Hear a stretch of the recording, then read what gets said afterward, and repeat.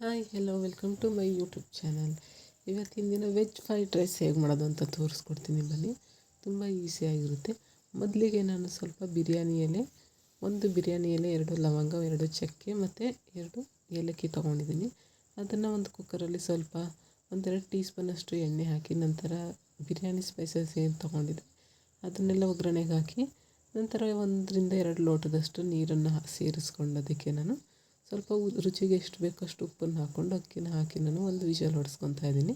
ನಂತರ ಒಂದು ಪಾತ್ರೆಗೆ ನಾನು ಕುಕ್ಕಿಂಗ್ ಆಯಿಲ್ ಹಾಕ್ಕೊಂಡು ಅದಕ್ಕೆ 1/4 ಟೀ ಸ್ಪೂನಷ್ಟು ಸಾಸಿವೆನ ಹಾಕಿ, 1 ಕಪ್ ಈರುಳ್ಳಿ, 4 ಹಸಿರು ಮೆಣಸಿನ್ಕಾಯಿ ಮತ್ತು 1 ಕಪ್ ಕ್ಯಾರೆಟು, 1 ಕಪ್ಪು ಕ್ಯಾಪ್ಸಿಕಮ್ ಇದನ್ನೆಲ್ಲ ಹಾಕಿ ಹಾಗೆ ಎಣ್ಣೆಯಲ್ಲಿ ಲೋ ಫ್ಲೇಮಲ್ಲಿ ಫ್ರೈ ಮಾಡ್ಕೊತಾ ಇದ್ದೀನಿ. ನಂತರ ಅದು ಸ್ವಲ್ಪ ಫ್ರೈ ಆದ ನಂತರ 1 ಕಪ್ ಕ್ಯಾಬೇಜ್ ಕೂಡ ಹಾಕ್ತಾಯಿದ್ದೀನಿ.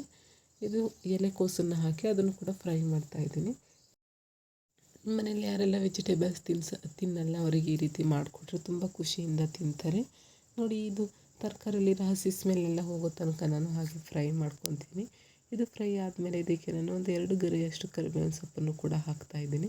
ಕರಿಬೇವಿನ ಸೊಪ್ಪು ಹಾಕಿ ಮತ್ತೆ ಹಾಗೆ ಮಿಕ್ಸ್ ಮಾಡಿ ಲೋ ಫ್ಲೇಮಲ್ಲೇ ಫ್ರೈ ಮಾಡ್ಕೊಬೇಕು, ಇಲ್ಲಾಂದರೆ ತರಕಾರಿ ಟೇಸ್ಟೇ ಚೇಂಜ್ ಆಗಿಬಿಡುತ್ತೆ ಅಂಥೇಳಿ. ನೋಡಿ, ನಾನು ಅದಕ್ಕೆ ರುಚಿಗೆ ಎಷ್ಟು ಬೇಕಷ್ಟು 1/4 ಟೀ ಸ್ಪೂನಷ್ಟು ನಾನು ಉಪ್ಪನ್ನು ಸೇರಿಸ್ಕೊತಾ ಇದ್ದೀನಿ. ಉಪ್ಪು ಸೇರಿಸಿ ಆದಮೇಲೆ ಇದು ರೆಡಿ ಆಗುತ್ತೆ. ನಂತರ ನಾನು ಆವಾಗಲೇ ರೈಸ್ ರೆಡಿ ಮಾಡಿ ಇಟ್ಕೊಂಡಿದ್ನಲ್ಲ, ರೈಸನ್ನು ಕೂಡ ಸೇರಿಸಿ ನಾನು ನೀಟಾಗಿ ಮಿಕ್ಸ್ ಮಾಡ್ಕೊತಾ ಇದ್ದೀನಿ. ನೋಡಿ, ಇವಾಗ ಅದು ವೆಜಿಟೇಬಲ್ಸ್ ಎಲ್ಲ ಏನಿದೆ, ಆ ಮಸಾಲೆ ಎಲ್ಲ ಏನಿದೆ ಅದೆಲ್ಲ ನೀಟಾಗಿ ಅನ್ನಕ್ಕೆ ಹೊಂದ್ಕೊಳ್ಳೋ ರೀತಿ ನೀಟಾಗಿ ಮಿಕ್ಸ್ ಮಾಡ್ಕೊಳ್ಳೋಣ. ಈ ರೀತಿ ಮಿಕ್ಸ್ ಮಾಡಿ ಆದಮೇಲೆ finally veg fried rice ready ಆಗುತ್ತೆ. ತುಂಬ ಚೆನ್ನಾಗಿರುತ್ತೆ, ತುಂಬ ಟೇಸ್ಟಿಯಾಗೂ ಕೂಡ ಇರುತ್ತೆ. ನೀವು ಕೂಡ ನಿಮ್ಮ ಮನೇಲಿ ಟ್ರೈ ಮಾಡಿ ಹೇಗೆ ಬಂತು ಅಂತ ನನಗೆ ಕಮೆಂಟ್ ಮಾಡಿ ತಿಳಿಸಿ.